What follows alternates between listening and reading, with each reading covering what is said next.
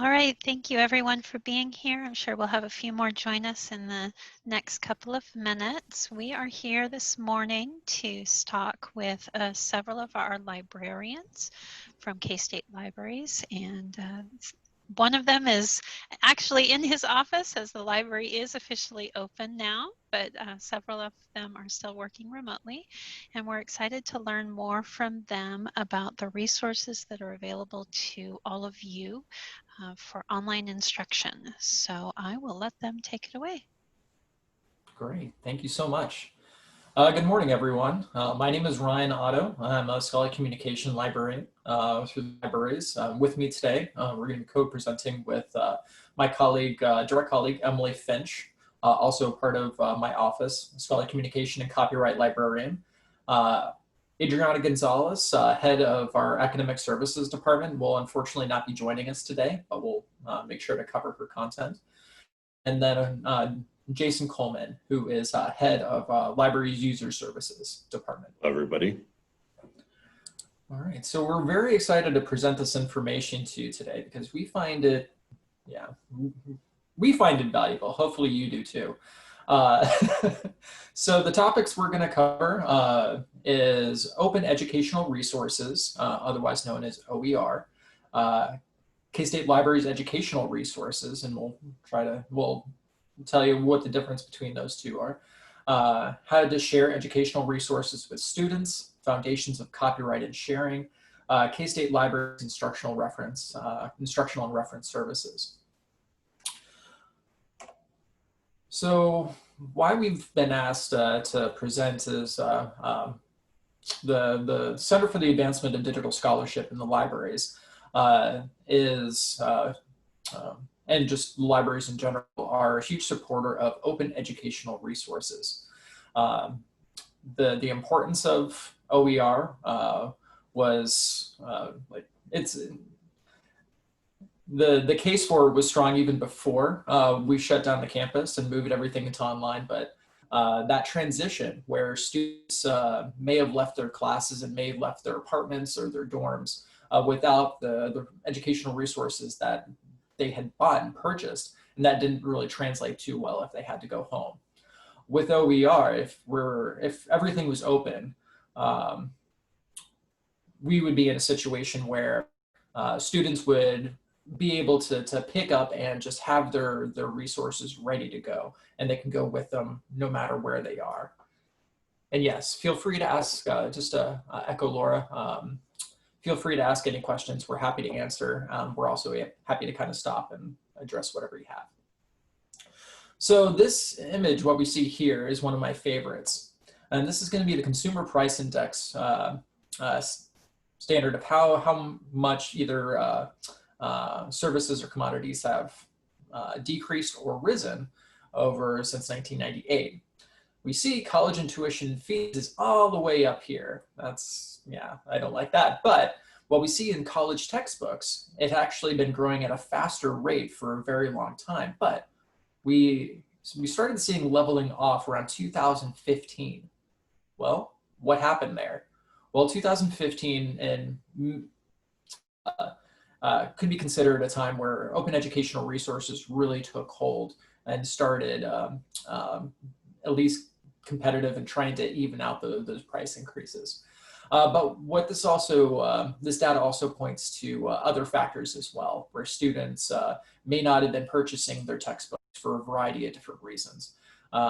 Maybe they didn't decide to purchase the textbook, or maybe they borrowed it from a friend, maybe they rented it, any number of different strategies in order to limit that cost, because for students, we really think like they're at a breaking point where they're going to make very hard decisions on either to buy a textbook or to feed themselves or go home. So this information is based off of results from around 1,600 national college students surveyed in about 2018. So to save money for textbooks, students reported 43% reported skipping meals, 31% taking fewer courses, and 30% decided not to take a trip home. If we're extrapolating to K-State students, 72% did not purchase or rent a required textbook for spring 2019 semester. and then over 20%, or wait, less than 20%, yeah, 20% students did not purchase 3 or more required textbooks. So yeah, these are pretty stark numbers, and this is another favorite data point of mine. Students and universities benefit from open alternative textbook options. There's no difference in learning efficacy between open and commercial textbooks. So if you're using an open resources, you would evaluate it the same as you would with a commercial textbook. There shouldn't be any sort of difference, and we'll demonstrate the power of open as we go on in this presentation. But 29% lower withdrawal rate of courses in open textbooks. Retention is everyone's responsibility in my eyes. We're talking about better student outcomes if we're able to lower that cost and provide alternative resources to commercial textbooks. So what is OER? Well, open is a very umbrella term. A lot of things can be considered open access. However, for OER, we really like to be laser focused into the 5 R's. And that's retain, reuse, revise, remix, and redistribute. These are all rights that are connected to copyright. So the reason why we're going to be going into copyright later on in this presentation is we feel like having an understanding of OER, you would benefit from having a foundation in copyright. And so how this is attained, essentially, we're talking about educational resources either licensed or pushed into the public domain, which allows users these 5 R's. This is going to be a more expanded definition coming up from the Hewlett Foundation.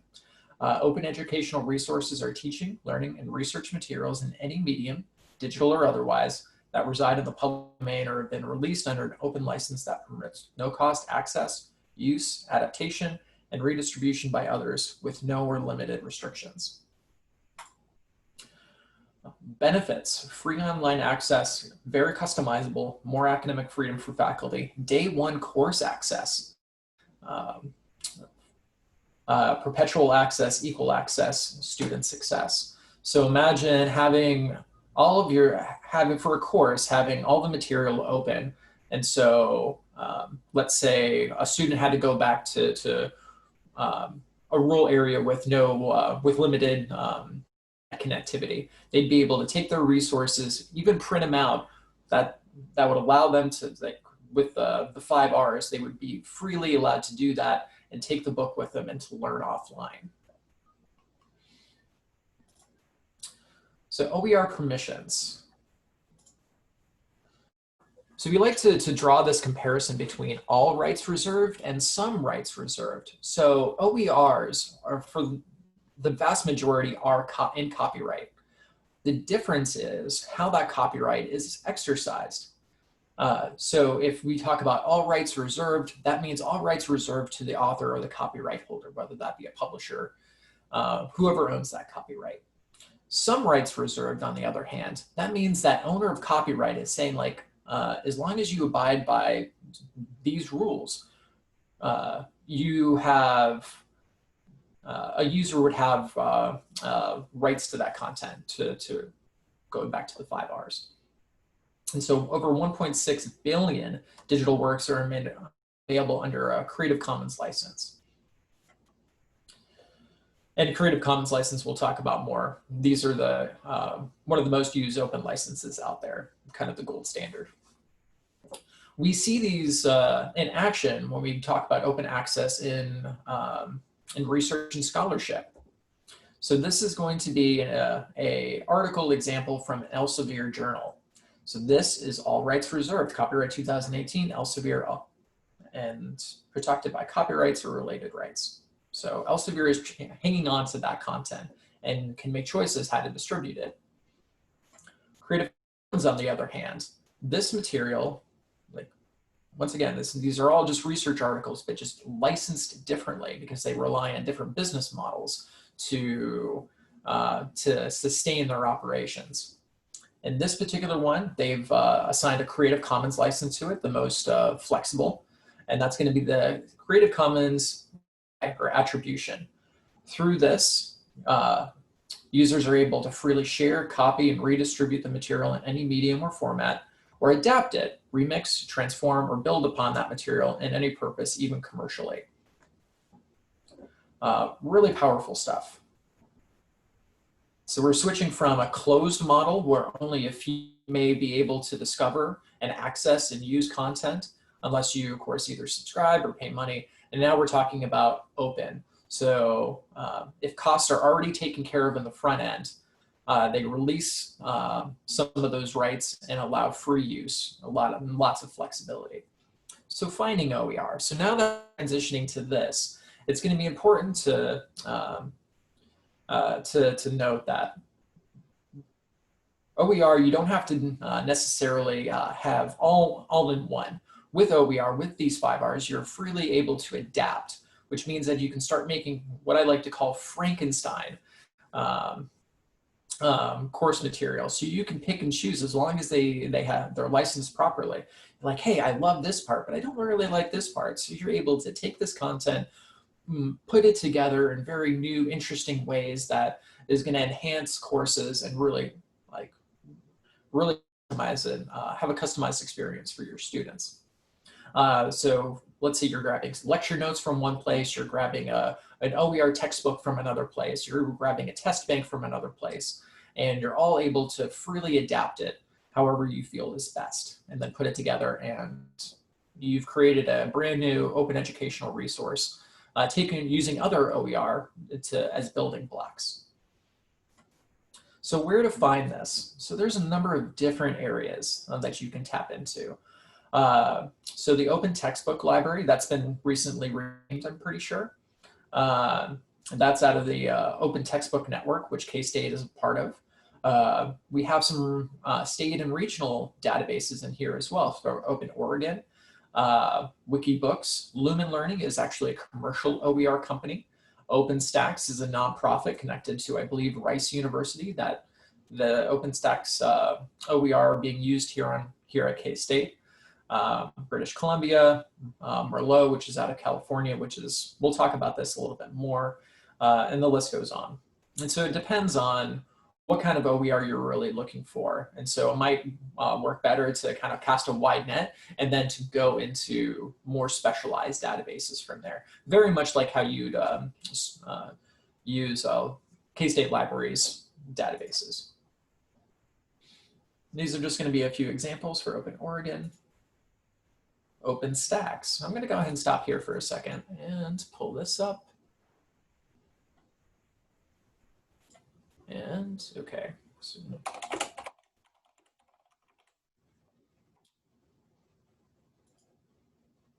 for OpenStax, I think it's going to be helpful to use this for 1 second. Let's go ahead and see.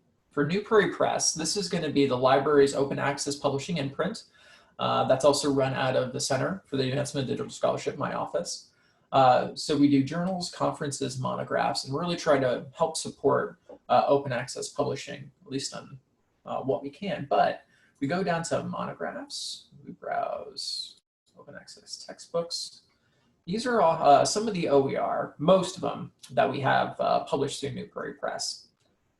So Principles Biology, so OpenStax, this is actually a customized resource used through our Division of Biology that's customized from an OpenStax textbook. So if we go here, we can even see it's using that OpenStax as a foundation, and they built on top of it to really, once again, provide that customized resource.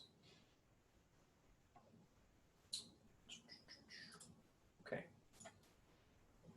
And it's not just textbooks. We're also talking about PowerPoint slides, instruction manuals, syllabus language, Canvas course cartridges, and again, concept trailers.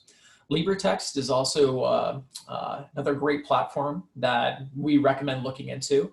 So a lot of these are, there might be a difference between an aggregator or kind of like where to find OER, and in addition, a platform into itself where they take that those resources and they plug it into a way for students to access this and connect information. So this is what LibreText is doing.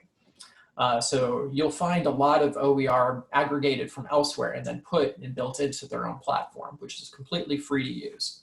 It's currently being run out of UC Davis, out of a grant from US Congress and the Department of Education. For vocational training, there's an OER database for that.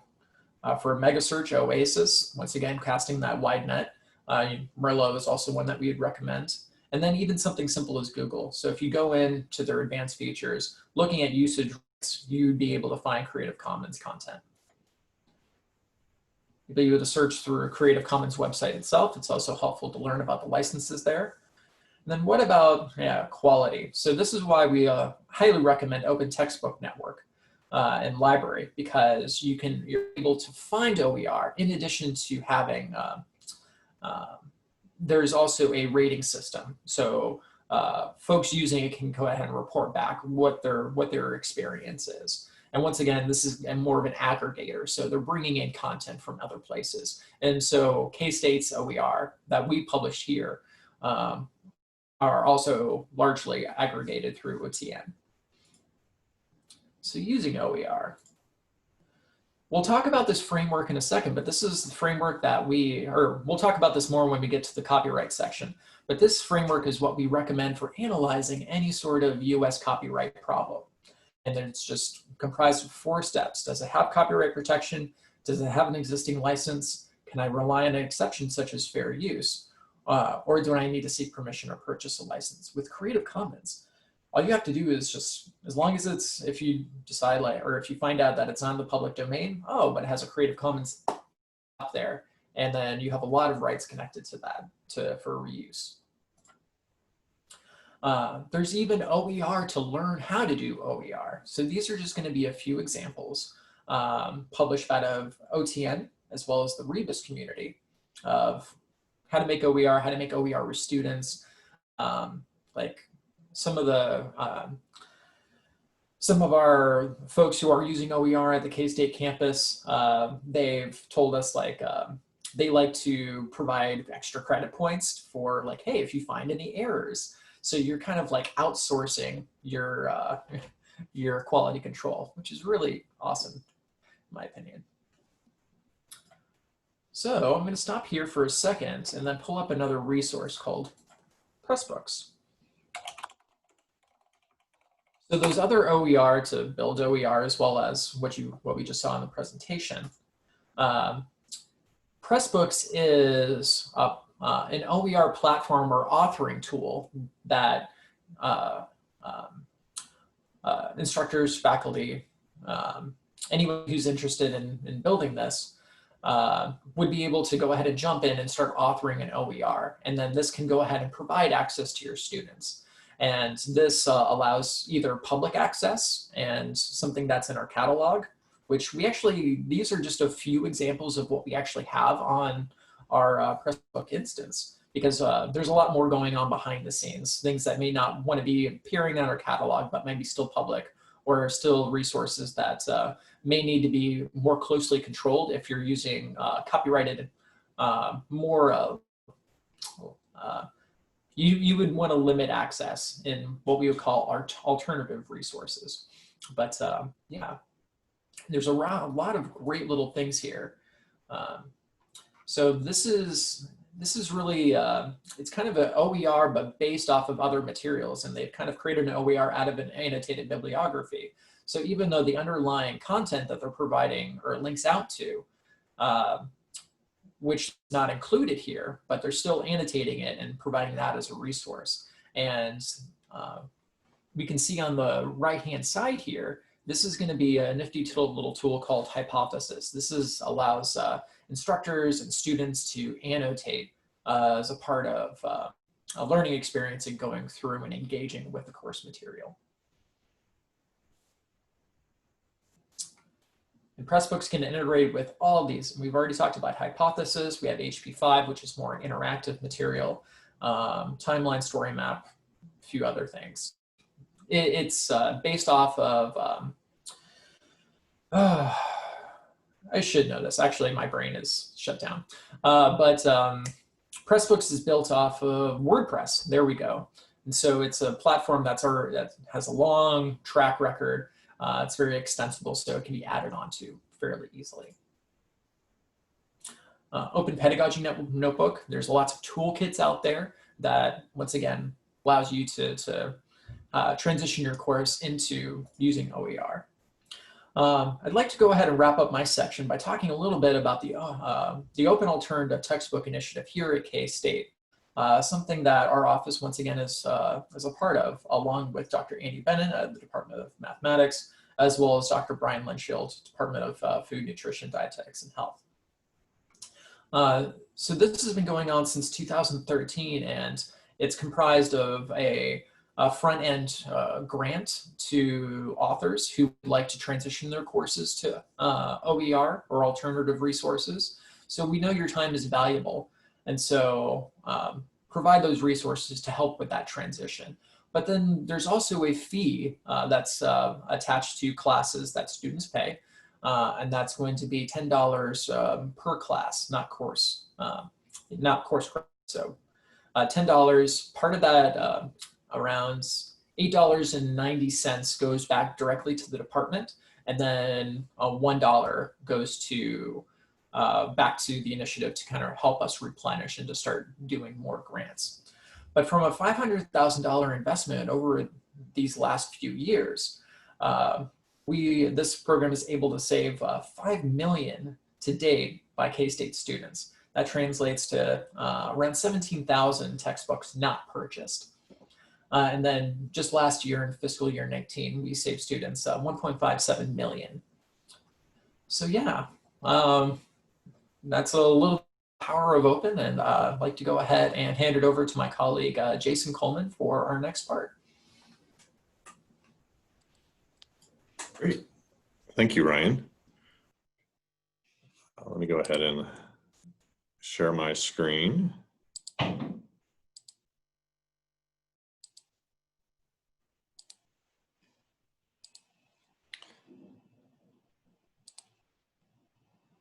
And okay, is that showing up? Okay, great. All right. So a couple of things. At the end of the presentation, we'll have a list of links, and we've shared our slide deck with Laura, so that'll be available to you. So don't worry about writing down URLs. That's kind of painful. We don't want you to do that. So Ryan has mentioned and emphasized that we have been encouraging faculty to adopt OER resources. We're very cognizant of the fact that students are struggling financially. It's so true. I am the head of the Library User Services Department. My name is Jason Coleman. And in my department is interlibrary loan, as well as reserves and our circulation services and our frontline reference services. And we encounter a lot of students who are really struggling to have access to the textbooks that they need in order to be successful. And we are keen to do what we can. We try to purchase those resources, but we don't have a budget that will allow us to purchase a physical copy of every resource that would be assigned to students throughout the campus. And right now, we're really struggling as everyone about what's going to happen in the fall. We do have course reserves here. Look out my window, I can see it here. I'm in Hale Library, yay. But we don't know, honestly, how likely it is that we're going to be continuing to stay open. Most libraries are quarantining materials now for 72 hours anytime a patron touches it. And we're going to do that with our reserves materials. So we're really eager to make sure that faculty are aware that if you assign an expensive textbook to your students and they can't afford it, we'd love to be a backdrop, a safety net for that, but we really are constrained financially and by the COVID virus on that. So that's one of the main reasons that we are so eager for faculty to do it where possible, adopt OER.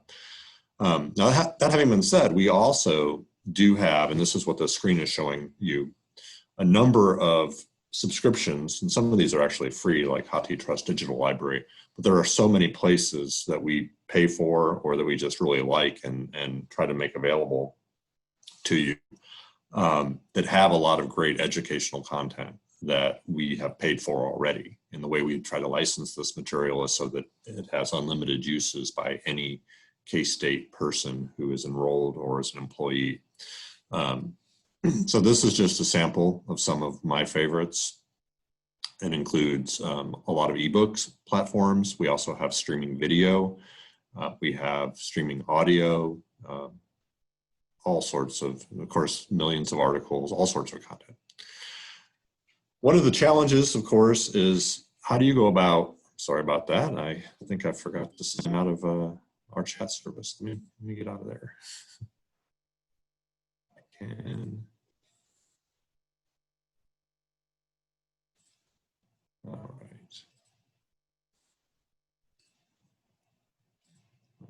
Sorry about that. So one of the big challenges is how do you go about finding what we have available, what we can link you to that you can take advantage of our budget that we've subscribed to. But there's no simple way to do that perfectly. We do have a discovery system which we feature on our homepage called Search It, and that indexes a huge swath of our content. Not everything, but it does index a lot of it.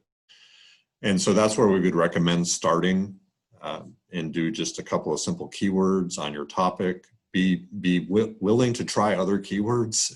That's really important because these systems are not intuitive or really intelligent yet. Getting a little bit better over time. A couple of quick points about this is if you're going to search it to see what we have that may be of interest to you for teaching or research or any purpose, I'm going to focus on the importance of using our facets. So you go in to search it, put in a couple of keywords, and you'll get a lot of results. Here I'm showing a search I did for the term mitosis. I got 238,095 results. On the left-hand side of the search it screen, you have facets that you can use to slice and dice your content. And I want to highlight a couple of those. First is full text online. Those are things that people should be able to get to in their entirety online. And then also under resource type, if you click show more, that will then expand out and show you a wide variety of resource types, including books. So if you select full text online and then select books, voila, you've got ebooks essentially. And you'll see that there are 253 that Search It was indexing. This is a little bit of an old screenshot, so it may be hopefully more now. But there's quite a bit available. And these are things that, like I said, we license so that unlimited simultaneous use in most cases. There are a few exceptions. If you put the link in your Canvas course, all of your students can be in there and using that content. So Search It is a great place, and there's so much more I could say about that, but for time, I'm not going to do that. Please ask me later if you have any questions. The other main way to get into what content do we have is our database directory. And I put a screenshot here showing you that on our homepage, underneath the Search It box, you have a link to the databases directory. And it has over 300 listings right now. We've organized this a couple of ways that we hope will be helpful to sort through it. First is alphabetically. If you know the name of the database you're searching for, you can click the first letter and browse other databases that start with that letter. We also have organized it by subjects, and we've chosen to use K-State's college and departmental structure. A few of these are programs actually that are interdisciplinary. So it should be familiar to you as instructors, and we encourage you to take a look at what our liaison librarians have recommended that would be the fruitful places to hunt in your areas. We also have tags, which are a kind of a potpourri of different attributes of materials, including full text, free, whether or not it has a lot of images or maps, and that other kind of descriptors. And there's also a search box that you can use to search through our descriptions of the databases. here I've shown you probably our biggest collection of ebooks is ProQuest eBook Central. And I wanted to illustrate, this is one of the reasons why search in and of itself is not, it's not the panacea. It's a good tool, but it doesn't do everything. Here I've done a search in ProQuest eBook Central for the word mitosis and noticed that I had 3,470 results. Now, if you remember previously, it was like 323 full text ebooks that Search It told me about. And that was across a wide swath of many different indices. Here I'm just in one database and I get 10 times that many. And why? It's because once you go into the databases, you are able to interrogate a much richer set of metadata. In some cases, searching the entire full text of materials too. So it's a different experience. As I imagine you all know from your favorite disciplinary databases. So please be willing to dive in and do some exploration. And if you need help at the end, I'll be sharing some tips about who to reach out to for various questions to help you figure out what we might have for your areas. A couple other quick things about ebooks. We do have many big ebook packages, and they, in most cases, we make it clear how they can be used, how many people can use them. For this one, Embryology at a Glance, we have unlimited access to this book. You can read it online. You could share that link with your students in your Canvas course and they could get to it from anywhere. Notice though that downloading gets a little bit more constrained, as well as printing. Publishers are concerned about people just having free, unfettered access to all their content, uploading it, sharing it widely, and their entire market evaporating. So, but at the same time, they are trying to be helpful, allow libraries to license these materials for the benefit of the campus community. We do have a guide, a research guide about ebooks, and it gives a few overview instructions. And in part of that guide, there is a table where we list some of our major limitations for our big packages. This isn't comprehensive, but it will talk about some of the big packages. And I'm working on a project now of expanding this content. Interlibrary loan, as I mentioned, part of the department that I'm the head of. And we've gotten a lot of questions about how an interlibrary loan can help in this environment.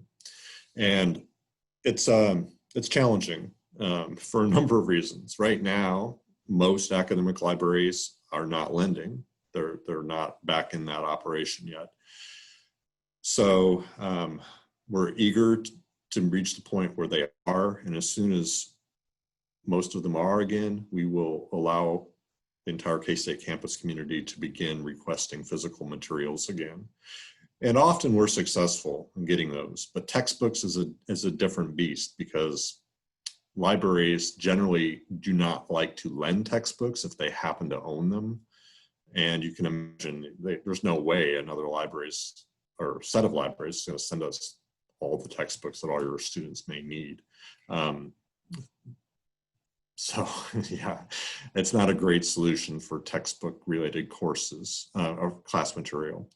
It's great for articles, great for book chapters, but entire physical items, especially newer ones and expensive ones, that can be a little bit limited. Your students, of course, are welcome to use the interlibrary loan. We encourage that, especially for articles and projects that they may do. Permalinks, when you do want to share content with your students, please input a permalink into your course. And a lot of databases make it easy to find that. That's a stable link that no matter where your students are, they'll be able to click it. They may be prompted to authenticate with their EID and password, but that would then allow them to gain access to our content. And if you need any help with that, we do have a guide that talks about that. We'd also be able to be more than happy to help you too. So that's the end of my section, and I'm going to stop my share here and hand it over to my colleague, Emily Finch. Hi everyone, hopefully you can hear me okay. Let me just make sure I can see the chat to go through this. Oop. Alrighty, so my name's Emily Finch. I'm excited 4 months in to be the new Scholarly Communication and Copyright Librarian here in the Center for the Advancement of Digital Scholarship. Right off the bat, resources I want to point out very quickly are the copyright section of our website, which talks about fair use, ownership, scholarly output, work for hire at K-State, and then also our LibGuide. So today I'm going to provide a very quick, very brief, and in no way comprehensive overview just on the foundations of copyright law. First and foremost, copyright law is codified in the Title 17 of the U.S. Code. Its aim has always been to encourage the creation of art and culture by rewarding authors and artists through providing them a set list of exclusive rights. And I'll talk a little bit more about what those exclusive rights are later. It's important to note that copyright is automatic as long as your work product meets a set of requirements I'll talk about in 20 seconds. Copyright is automatically retained. Registering your work formally with the U.S. Copyright Office provides some additional legal strength, but upon creation, the copyright and ownership lies with the owner. Sorry. So what's protected? Literature, music, photography, computer code, audiovisual material, creative outputs. What allows them to be copyrighted? There's 3 factors. The works must be original, creative, and then fixed in a tangible medium of expression. This is to say that facts and data are not copyrightable, although compilations of facts may be, when the choices as to the selection and arrangement of the collection of data or facts are, those decisions are made independently by the compiler, so really kind of restricts AI, and then entail a minimum degree of creative arrangement. So, a little hypothetical. Normally I'd bombard you with 12 of these. I'll keep it to 1 today.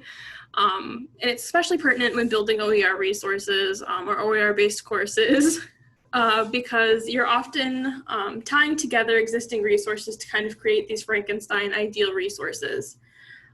So in doing that, it's important to consider the legal factors of and components of what you're piecing together. So here's a little analogous hypothetical. We're looking at a chocolate fudge recipe. And in person, we discuss, and I'd let you answer, what parts of this you think are copyrightable for the sake of time. And click around on Zoom. I'll just go ahead and walk through it. So parts that would be copyrightable, these images if you took them, and we decide that these are sufficiently creative, they are tangible, they are original. Again, we're gonna go on that assumption today. Parts that wouldn't be copyrightable, this list of ingredients, those are facts. And where we might lose some of it too is in some of the instructions. But content like, this is my favorite chocolate fudge recipe to make at Christmas, it's my grandma's recipe, I had it the first time on a snowy day in December of '83. That content in cookbooks, recipe is absolutely copyrightable because it is original and creative.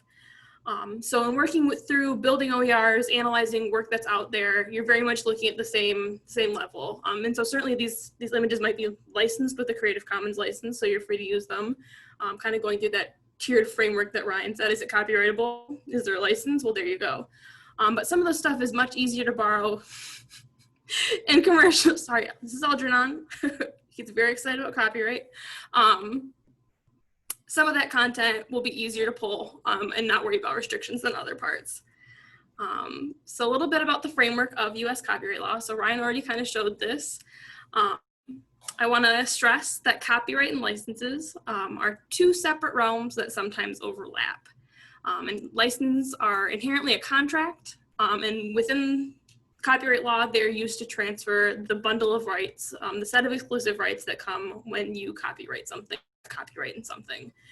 So those licenses allow creators to give permission and allow potential users to use or transform the creative work through those permissions. As Ryan mentioned, Creative Commons, fantastic example of a public license. Others include, GNU, but really Creative Commons is kind of dominating the field. So those licenses are then layered on top of the copyright with universal terms to copy, share, and modify that work. So those rights are licensed away, but the rights are still remain with the owner. It's their power to give, but it doesn't infringe on their rights. It doesn't reduce the power of their copyright in that. So again, working through the framework when you're working with OER or anything. See a chat. Oh. Again, does it have copyright protection? That's that first layer. Existing license. And that'll get you through a lot of open source content, especially published through those resources Ryan provided. They're pretty clear with their license. But if they're not, you look at, can you rely on an exemption? Libraries and archives certainly have some codified in the law, or fair use, again, codified in the law, which we'll get to in just a second. And then finally, the groundwork, do you need to seek permission, contact the author, or work to coordinate the purchase of a license? So, fair use. What is fair use? I want to stress it is a right. That is part of the law. This is copyright librarians, copyright lawyers, we throw this around a lot. And it seems like a superpower, especially right now during COVID. You'll see me, if you contact me about questions, linking to that webpage, linking to fantastic resources like fair use exemption calculators. And it feels like a superpower. It's fantastic. And it's so great because it's your right. It's a 4-factor tool that allows scholars, anyone, to evaluate the uses of material and use content that is protected by copyright law. So there's 4 factors to it: the purpose, the nature, the amount, and the effect. And I promise I am not hiding anything on this slide. It might be frustrating if I send you this link to these definitions and an evaluator. Unfortunately, because I'm not general counsel, I'm not a lawyer, I can't give blanket statements, but also this context of the law is what lawyers have to. There's no secret quantum or percentage I can say like, yeah, sure, 67%. I wish I could. I cannot. It's a loose framework and we use that to our benefit. So as long as you can work through your use of copyrighted material and really think about these 4 things and feel confident, that's great. And the important thing is the effort in going into considering that. Again, feel free to reach out. I apologize if my response is vague. The law is vague. So I talked about this a little bit already. Who holds copyright? The creator, the author. So again, first holder of the copyright is the author. Those are the rights. So me giving you a book, and we could talk for sale, but we'll save that rabbit hole for another day. Physical transfer of an item does not transfer copyright. That has to be done through licenses, and only can pass through wills and estates. That's how you get, a lot of the change in copyright law to, where we have, life of author plus 70 now is to protect the integrity and importance of the work through the author's lifetime, and because it's, for their family. That said, authors can transfer or license any of their exclusive rights. So that's what you're getting when you license, not the copyright, but permission to use something that is copyrighted. So, kind of touched on this already, but yes, transferring the physical object does not transfer the copyright. So how do we do that? With these licenses, public licenses in which the right holder is the licensor and everyone else is a licensee. So Creative Commons license lasts until the work enters the public domain at the end of the copyright term, unless the rights are terminated earlier. And there's a number of mechanisms to do that, which I will get to in just a minute. And I promise I will not bore you with this much longer. But I do want to walk through a little bit, just a brief overview kind of what Creative Commons are and the components of them. Because it can be kind of overbearing just to look at this and see these. So the most open would be the CC BY, which just says you can distribute, remix, tweak, build upon this work as long as you give me credit. and that's fantastic. But you might want to protect your work a little further. You might want to prevent commercial use for it. And so you would add like the non-commercial NC component that says, if you're doing this for educational purposes, if you're building an OER, absolutely use my work, use my writing, use my scholarly output, as long as you're not using it to gain profit. So that one's popular. Derivative works, again, no derivatives. You can use the content, like you could present it, you can share it, but yeah, you can't change it and then reshare it. So really, derivative is basically just for your use. You're allowed to access and read it.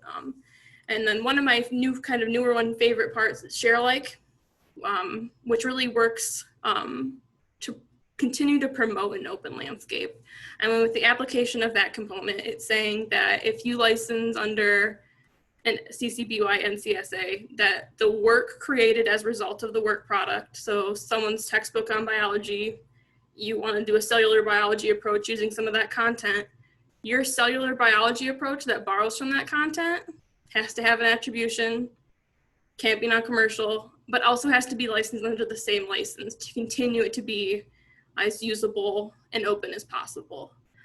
Whereas some of these other ones, you borrow the content, you give an attribution, and you could license it differently.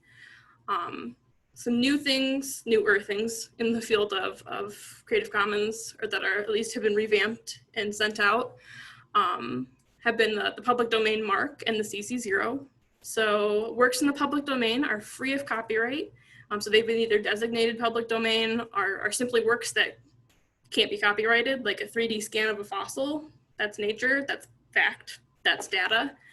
Scanning it takes effort, but not creative, not original, which is hard to hear since there's a lot of work that goes into that. So that's automatically fair use, but things can be designated into the fair use with that CC0 license. Or what's kind of emerging, and it's good and problematic, is throwing that public domain mark on something.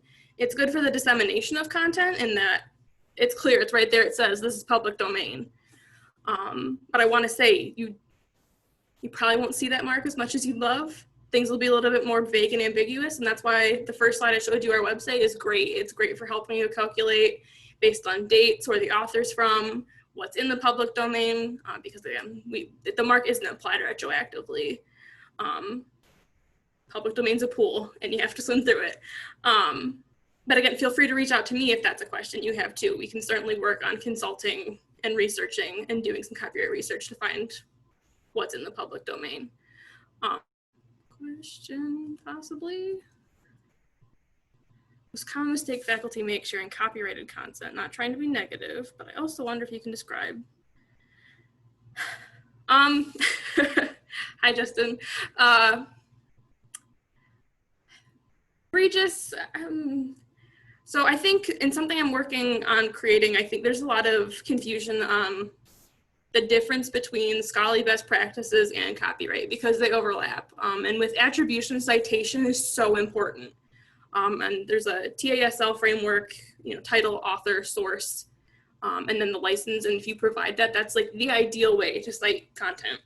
And so a lot of, your APA Chicago Turbanian does that, but certainly with hyperlinks, it elevates it to the next level, which is especially great in OERs and digital resources because it encourages that attribution. I think a lot of it is the mistake that if I put a citation, I'm free to use all this. But on the other side, I'm so afraid of using something that might be copyrightable, I'm not going to use it, even though it could really advance my work.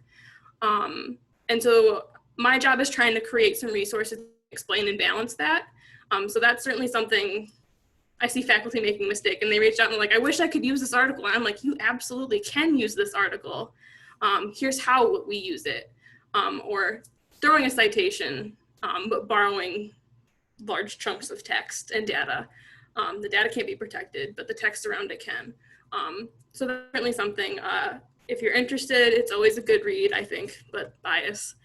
The Georgia State case with some scanning of texts was kind of a big, kind of shocking recent thing, and it was was a good ruling because it really talked about what fair use power is.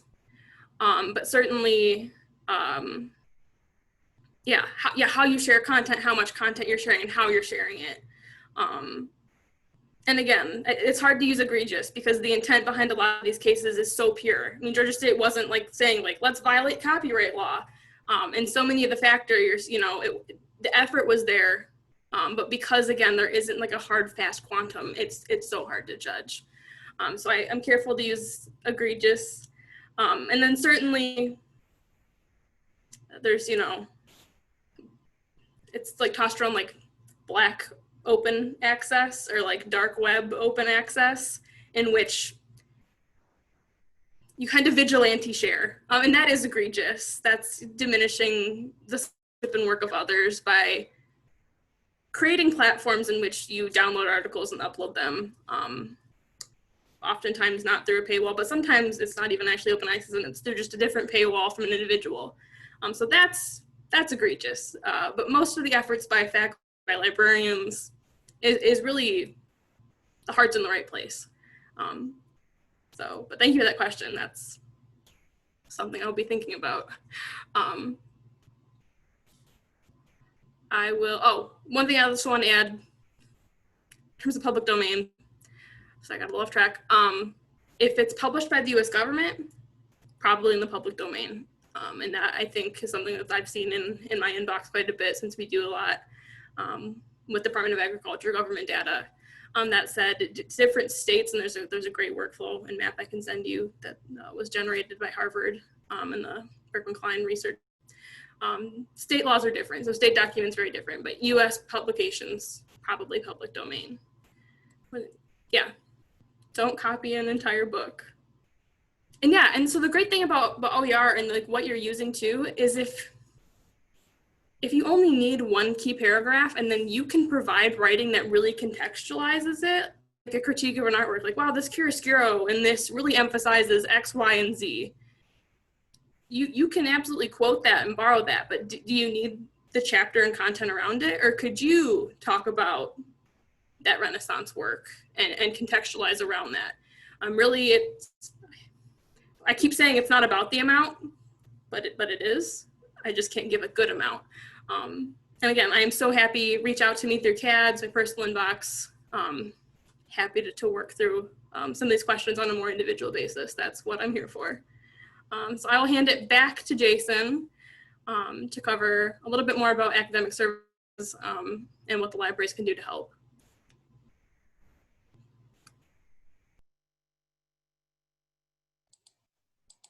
Great, thank you, Emily.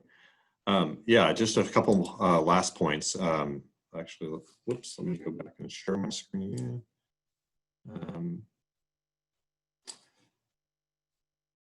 Okay.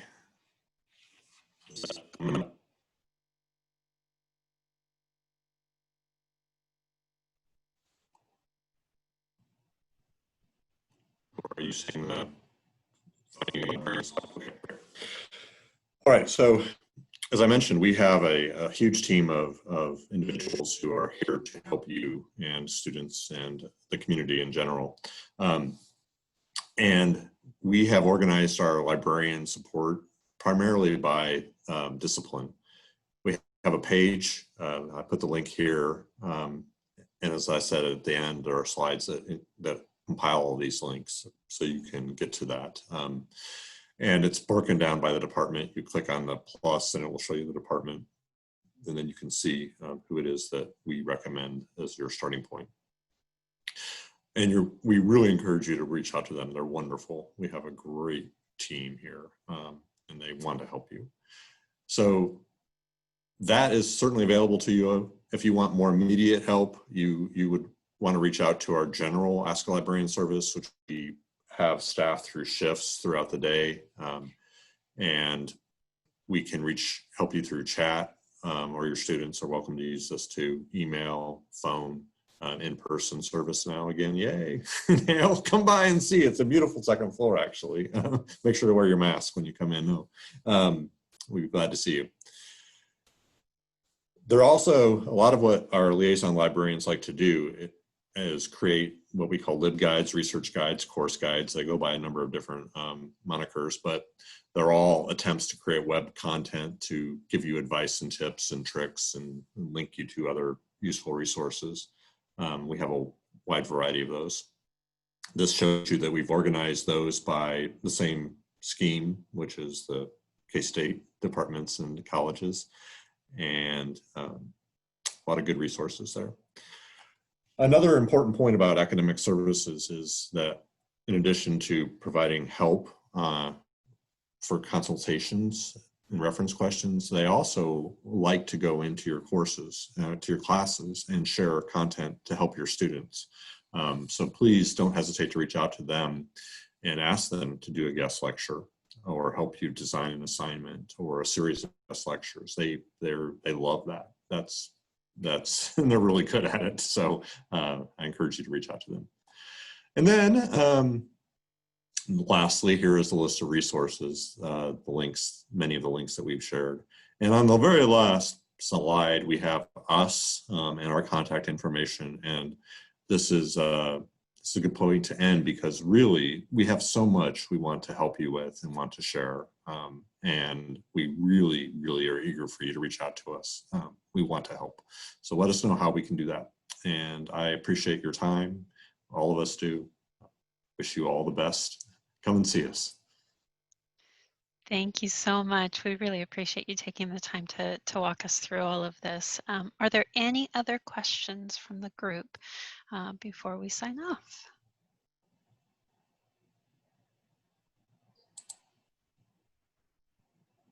All right, well, this recording will be added to our CDI very shortly.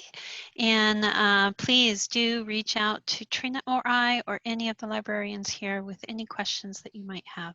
Thank you so much for being here, and have a good rest of your day. Thank you.